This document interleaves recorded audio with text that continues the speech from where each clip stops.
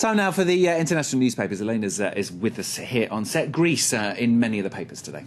Well, have we been too mean to the poor Greeks? That's something some of the German newspapers, even quite right-wing ones, are starting to ask today. Der Spiegel, for example, not terribly right-wing, but certainly supports economic orthodoxy, if you like, and has been saying for months that Greece does need to get its budgets under control.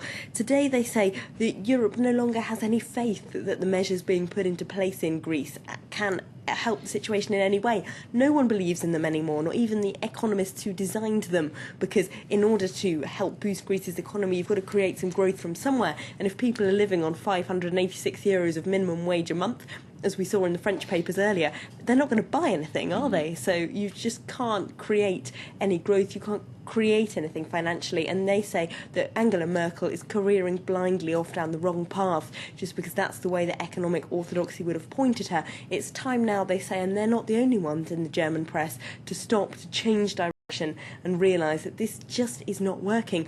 Greece's public debt is higher now. It's now 160% of GDP, whereas when the IMF originally took over in 2009, when they got their first bailout, it was 120%. So the situation is just getting worse and worse. Now, they are critical of Angela Merkel, but not quite as much as The Independent.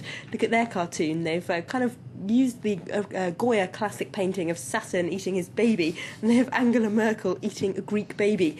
Classical allusion there, rather eruditely, in The Independent's cartoon, which is a pretty strong, violent image. Now, in the paper, they say they're talking about the chance of violent social unrest in Greece, saying that people just will not go on with whole families living on one grandparent's pension, or people being unable to afford to feed themselves and their children every day of the week. The only way that this can end is with some kind of violent disturbance. We've seen riots already, but we could see much worse. Desperate stuff, isn't it?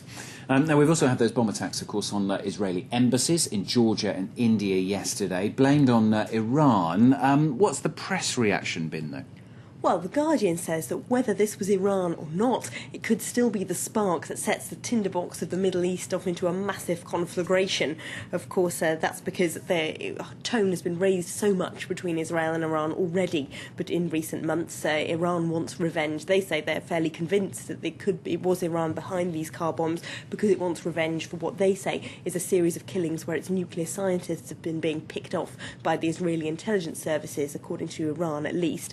And they reckon that this could be the moment that leads Benjamin Netanyahu to press the trigger, if you like, and launch a preemptive strike on Iran. They say he wants to do that before the American election in November, because at the moment, in a difficult electoral context, Barack Obama isn't going to come out and say anything against Israel's more warlike tendencies. He needs to keep that Jewish lobby on board. But if he wins a big victory in November, which the paper reckons is still quite probable, then he might feel that he can not be forced to take such a pro-Israel line. So Netanyahu reckons that's his deadline. The paper says there's a 50% chance he will launch that kind of strike by April. But the Israeli paper Haaretz takes a rather different point of view. They say if this was Iran behind those two bombings, then they were quite pathetic, really, as they put it. If this is the best that Iran can come up with, then it shows that their military capabilities are very limited, and Israel has less to fear than it thinks. So maybe this actually will calm the more hawkish types in Netanyahu's cabinet, they think. Now, you mentioned Barack Obama. One man meeting him is the Chinese vice president. This is Xi Jinping, assumed to be next in line as the next leader of China. The paper's shedding much light on him? Well, we don't know much about him, do we? But Foreign Policy magazine has got a good profile of Xi Jinping today. They say he's a scion of one of the founding families of revolutionary communist China, but after his father fell foul of Mao in the 60s, he had to spend several years on a work camp being re-educated, apparently on a farm in the country where he had to muck out pigs. And they reckon that gave him a populist slant, which enables him to appeal to China's poorest now. Of course, he's a man of the system, as you would have to be to rise that high, but they reckon he's less ideological and more pragmatic than Hu Jintao, the man we assume is going to succeed in October when the Chinese Communist Party conference. And they say that might make him a better partner for Washington, but he is also on record as having railed against foreigners with full bellies who point their fingers at China, so he might not necessarily be any more friendly.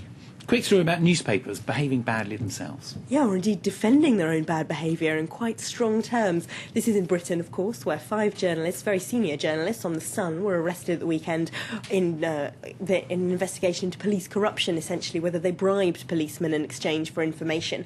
Now, The Guardian says on their front page, the headline is Murdoch hit by feud. Now, what they mean is that the papers, most of Murdoch papers, have come out railing in editorials against the company's management, saying it was News Corporation that gave the police information that led to those arrests, and essentially accusing Rupert Murdoch of throwing his own journalists into the hot water so that in order to try and deflect attention away from him.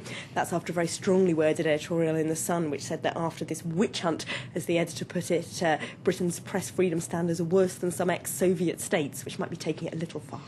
Elena, thanks very much. That's Elena with her look through the international newspapers there here on France 24.